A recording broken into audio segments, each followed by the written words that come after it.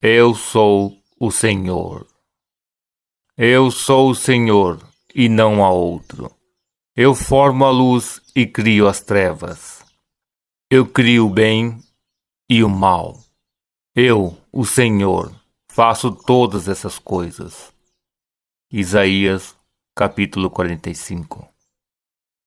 Então João nos diz: assim como ele é, assim somos nós neste mundo. Embora o homem aprenda que Deus, que cria o bem-estar e a desgraça, seja alguém que não seja ele mesmo, as Escrituras nos dizem que, assim como Deus é, nós também somos. A história de Jesus Cristo, assim como todos os milagres registrados no Novo Testamento, são parábolas representadas. No livro de Lucas, encontramos Jesus, agora com 12 anos, subindo a Jerusalém para a Páscoa. Quando a festa terminou, seus pais, pensando que Jesus estava na caravana, não o procuraram até o dia passar. Depois de procurá-lo por 3 dias, quando o encontraram no templo, seu pai disse: Filho, como você pôde fazer isso conosco? Você não percebe que estamos procurando você ansiosamente? E Jesus respondeu: Como é que me procurastes? Não sabeis que devo estar na casa de meu Pai? Aqui está Cristo declarando que Deus é seu Pai, enquanto seus pais, diante dele, não entendem. Se você estiver procurando a causa dos fenômenos de sua vida entre seus parentes, conhecidos ou professores, você nunca a encontrará. Pois você é o templo de Deus e o Espírito de Deus habita em você. A causa dos fenômenos da sua vida não está no exterior, mas na sua maravilhosa imaginação humana. Você não percebe que Jesus Cristo está em você? Eu lhe digo, o único lugar onde você o encontrará é dentro de você.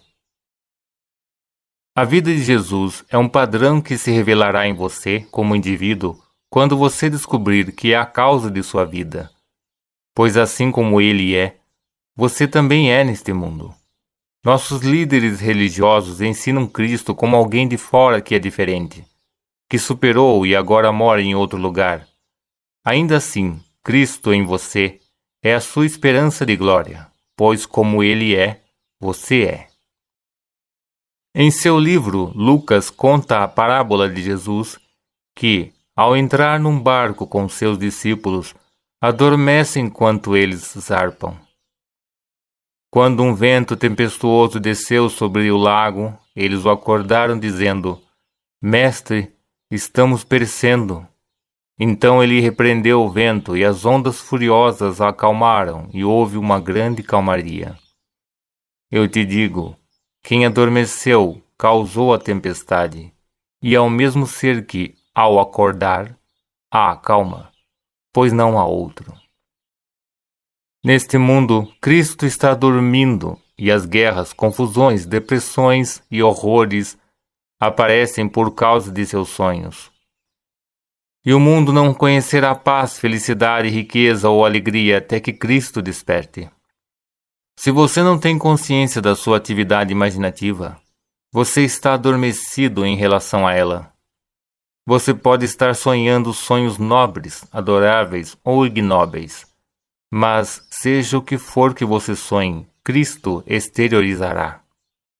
O homem é a arca de Deus na qual Cristo, o poder criativo de Deus, está contido. Eu sou a arca de Deus, não um fantasma da terra e do mar.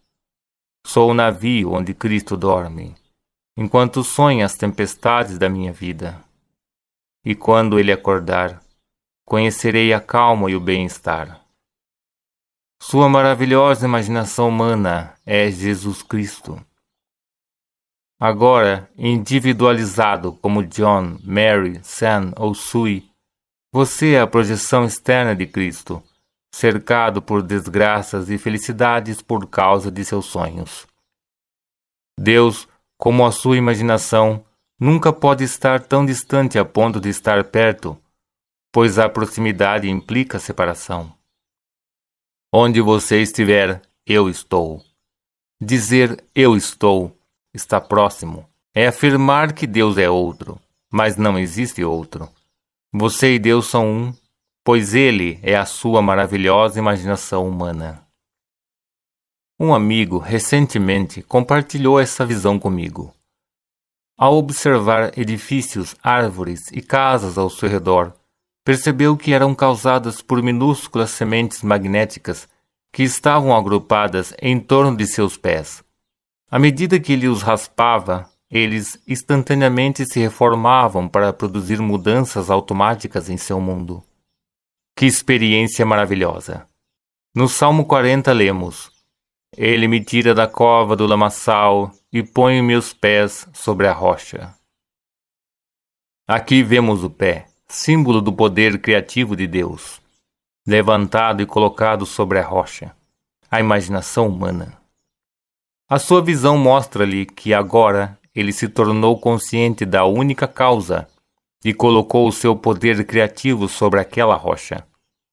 Neste Salmo 40 é feita a afirmação: no volume do livro está escrito sobre mim. A visão do meu amigo revela que ele chegou a esse ponto. Que tudo o que parece ampliado por fora é causado por sementes magnéticas ao redor de seus pés. Isto é verdade, pois o mundo nada mais é do que uma sombra ampliada causada pela semente magnética chamada homem. Embora o mundo pareça grande e avassalador, a sua causa é o poder que o observa. O homem é a arca de Deus e tudo está contido nele. As tempestades se intensificam, mas quando o homem acordar, os mares tempestuosos não existirão mais. Há uma grande diferença entre estar acordado para suas atividades imaginativas e estar adormecido para elas. Você pode relacionar o evento que ocorre no exterior a um ato imaginativo, mas dormindo você descobrirá que alguém ou algo externo é sua causa. Mas a causalidade está dentro de quem observa o efeito. A causalidade é simbolizada como o pé nos Salmos 40 e 69, bem como no 10º capítulo da carta de Paulo aos Romanos. No final, o homem vencerá e colocará todas as coisas sob seus pés. Meu amigo viu aglomerados de sementes magnéticas em volta de seus pés. Embora ele tenha tentado arrancá-los, eles reapareceram. Como disse Blake, o carvalho é cortado pelo machado e o cordeiro é morto pela faca. Mas suas formas eternas permanecem para sempre, retornando pela semente do pensamento contemplativo.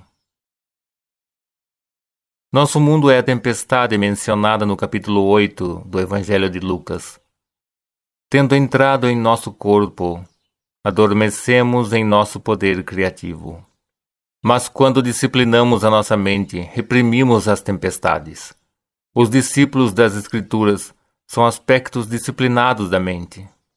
Uma vez que seus 5 sentidos estejam tão disciplinados que você vê, ouve, saboreia, toca e cheira apenas o que deseja, então você reprime as tempestades de dúvida e medo dentro de você, pois sabe quem você é. Você não mais buscará os fenômenos da vida entre seus parentes ou conhecidos, pois quando você acorda, você encontra a vida no templo.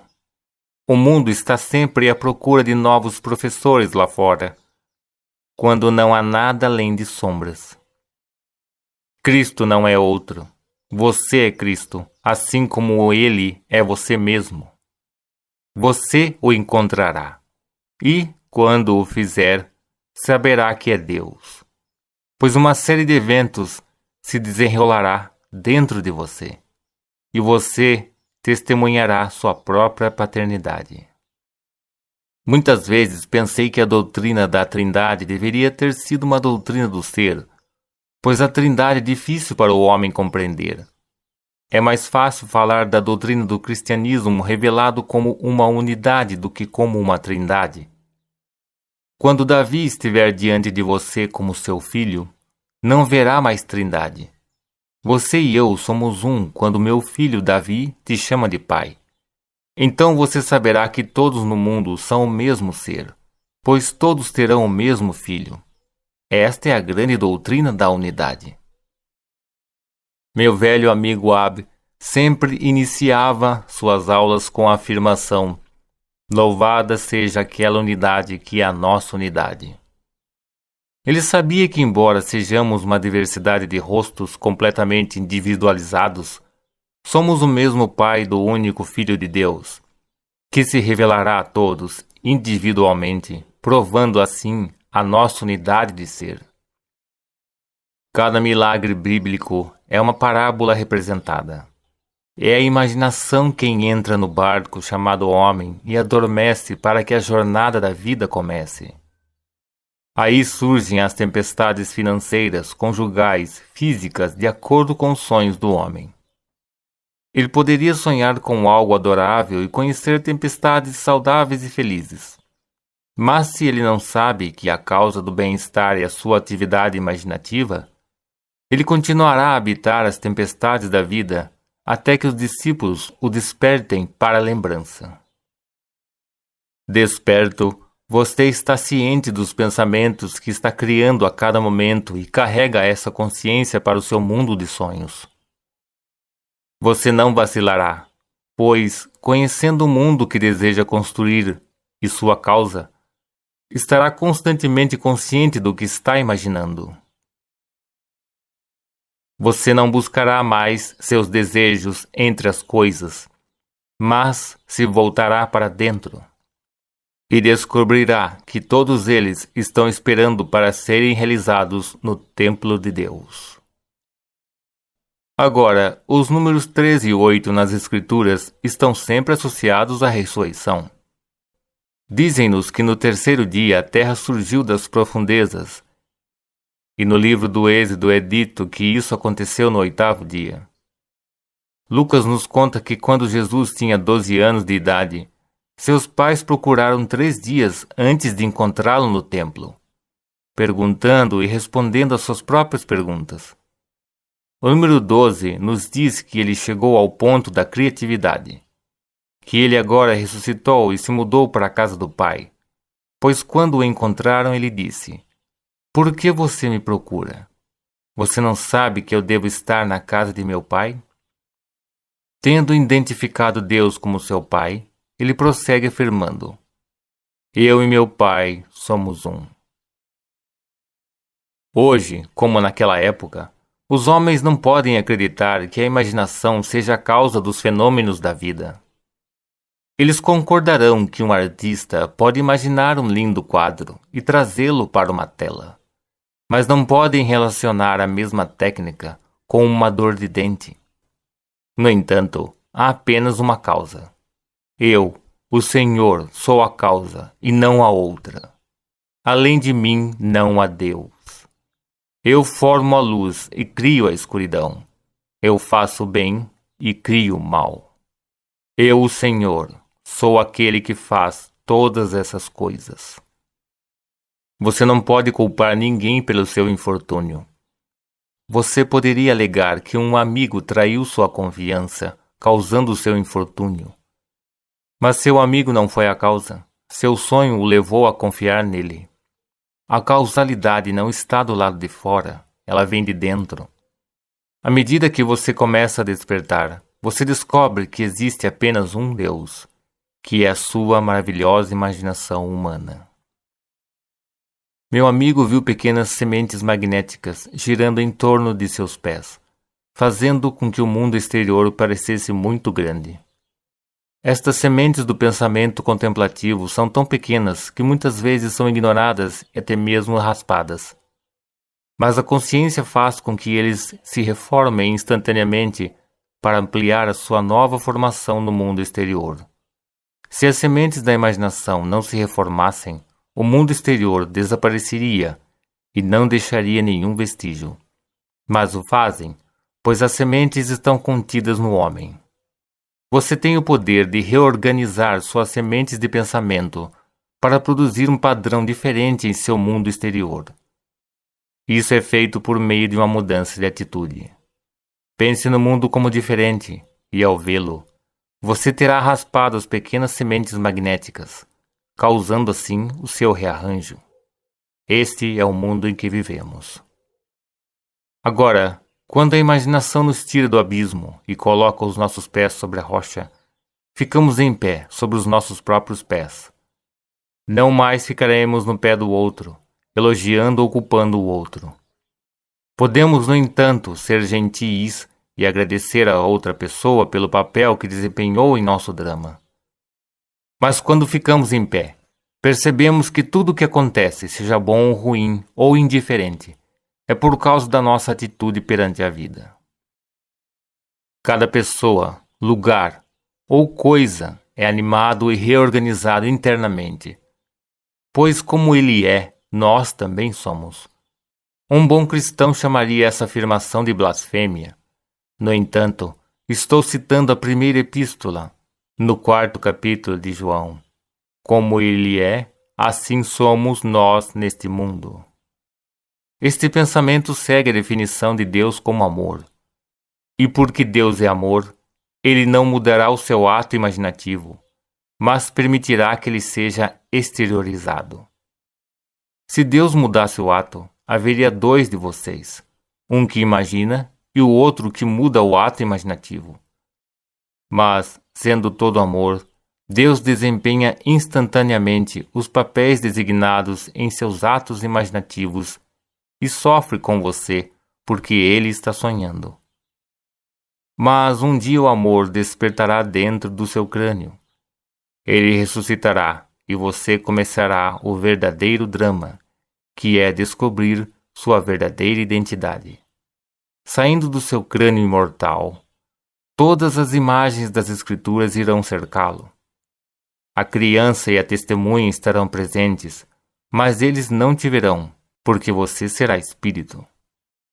Ao testemunharem o seu nascimento espiritual, eles falarão de você e se identificarão a criança como sua, mas você será invisível aos olhos mortais deles.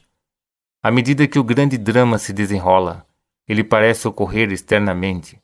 No entanto, está dentro de você, pois você contém a eternidade dentro de si mesmo. Se para você uma tempestade está violenta, lembre-se, ela só está violenta porque você não está consciente de sua atividade imaginativa. Ao disciplinar seus pensamentos, você acorda do sono da inconsciência e se torna consciente do que deseja imaginar. Então o mundo mudará para se adaptar à mudança em você. A tempestade diminuirá e haverá uma calmaria perfeita. Não procure Deus fora do templo, pois você é o templo de Deus e o Espírito de Deus habita em você. Pergunte a uma pessoa comum onde ela acha que fica o templo de Deus, e ela apontará para uma sinagoga, catedral ou igreja. Mas Deus não habita em casas feitas por mãos humanas. Deus é Espírito e habita em seu templo vivo. Imagine, e Deus está agindo. Acredite na realidade do que você está imaginando agora. Reorganize esses pequenos aglomerados ao redor do pé e, quando eles estiverem fixados com sentimento, relaxe sabendo que seu mundo exterior se adaptará à nova fixação. Embora o mundo pareça externo, a sua realidade está dentro, pois você é o seu poder criativo, sonhando com a existência do mundo.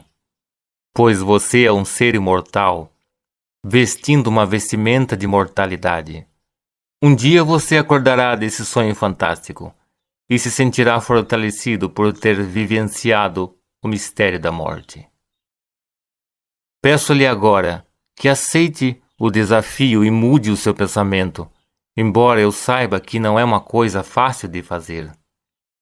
Conheço pessoas que gostam tanto de odiar o outro que não querem mudar. Eles parecem sentir certo prazer em odiar e não percebem que estão apenas odiando a si mesmos. Lembro-me de um homem na cidade de Nova York, durante a Segunda Guerra Mundial, que afirmava desprezar Roosevelt. Todas as manhãs, quando o homem se barbeava, ele falava consigo mesmo no espelho, imaginando que estava contando a Roosevelt tudo que não gostava nele. O cavalheiro compareceu às minhas reuniões e, quando o confrontei com seus atos imaginativos, ele disse: pago $10 para ver um show da Broadway que não me dá a alegria que recebo durante aqueles 10 minutos da manhã. Bem, este homem criou sua própria tempestade, pois o veneno que ele vomitava todas as manhãs voltou para ele. Ele perdeu sua casa em Nova York e depois foi para a Flórida, onde perdeu tudo. Tentei dizer-lhe para acordar, mas ele estava dormindo e apenas sonhando que Roosevelt era a causa do seu mundo. Mas ele não conseguia acreditar em mim. Ele tinha origem germânica e não conseguia superar o fato que estávamos em guerra com a Alemanha. Ele culpou Roosevelt, embora soubesse que a Alemanha havia declarado guerra contra nós. Ele não conseguia ver a guerra como um sonho ruim e a estava confundindo, fazendo a tempestade se intensificar pelo prazer ao repreender Roosevelt enquanto ele se barbeava. Depende inteiramente de você o que você pensa. Se você quer odiar alguém, pode aumentá-lo por meio de intensidade e persistência. A mesma coisa acontece se você quiser amar alguém, pois a sua imaginação humana é o único Deus que você conhecerá, e ele está em seu templo. Esse templo é você. Os pais, ou seja, a tradição, procuraram Jesus por fora, mas quando o encontraram dentro, ele disse: vocês não sabem que devo estar na casa de meu pai? Mas eles não conseguiram entender. Quando contei a rabinos, pregadores e sacerdotes que vi Davi de fama bíblica, eles riram. E quando vou mais longe e digo-lhes que Davi me chamou de pai, em cumprimento ao Salmo 89, que afirma: encontrei Davi, ele clamou a mim: tu és meu pai, meu Deus e rocha da minha salvação. Ficam em silêncio, incapazes de fazer da Bíblia a sua biografia. Enquanto você achar que a Bíblia está falando de alguém que não é você, você nunca entenderá isso. O livro inteiro, do começo ao fim, é sobre você, individualmente. Você é quem encontra Davi. É você que ele chamará de meu pai, meu Deus e rocha da minha salvação. Davi está literalmente diante de você como um jovem que está entrando na adolescência. É o mesmo Davi que clamou no Antigo Testamento: não me deixarás na cova, no lamaçal. E você não. Você acorda, e depois de 3 dias, você o encontra no templo e a Escritura se cumpre. Eu lhe digo, você é um ser imortal, cuja autobiografia está registrada nas Escrituras. Tendo inspirado os profetas do Antigo Testamento, você veio ao mundo para cumprir as suas palavras no Novo, como individualidade universalmente difundida. Cristo está alojado em cada criança nascida de mulher, trazendo-o ao mundo através da meditação para que ele exista. Leve a história do meu amigo a sério. Pense em seus pensamentos como sementes magnéticas, invisíveis e em miniatura, e no mundo como testemunha de seu arranjo. E lembre-se, tudo o que você precisa fazer é reorganizar seus pensamentos cheios de poder, e você produzirá um rearranjo correspondente em seu mundo exterior. E agora, vamos entrar no silêncio. Neville Goddard.